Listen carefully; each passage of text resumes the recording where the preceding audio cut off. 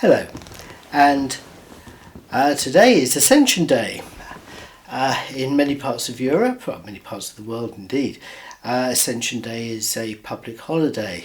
Sadly, not so in this country, but on the other hand, many of us aren't out at work anyway as this lockdown continues.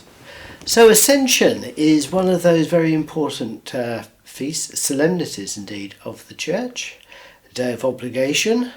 Well, we try our best now, don't we? The important thing I want to stress about the Ascension is that the Ascension is really a part of Easter. It's not a separate thing in any way at all. The two are linked. Sadly, we tend to say things along the lines that Jesus Christ rose from the dead and ascended into heaven. Really, it should be that Jesus rose and ascended into heaven. The resurrection and the ascension are linked. They're the two sort of things. The two things are linked together. His resurrection body, that is the transformed body that Jesus had after the resurrection, was the body that was taken into heaven. So the resurrection and ascension are really all part of the same spiritual movement. And that is our hope too, that our bodies, like Jesus's, will be transformed by resurrection and taken into heaven. There is a fullness in this doctrine of bodily resurrection. Resurrection is not just about some bits and pieces which are elevated to heaven, like the soul, the idea that the body is some sort of worthless husk which is cast aside, and then the ethereal spiritual soul is raised up. You sometimes see this on Tom and Jerry cartoons. It's not the Christian doctrine at all.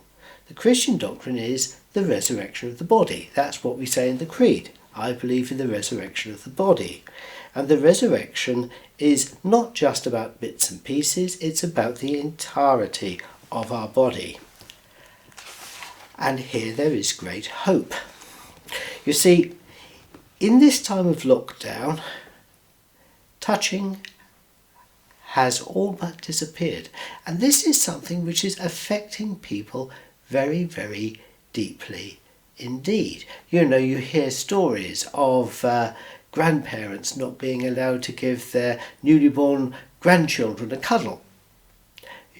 You can't touch people who are close friends, who normally you would shake hands with or give a hug to or even a peck on the cheek.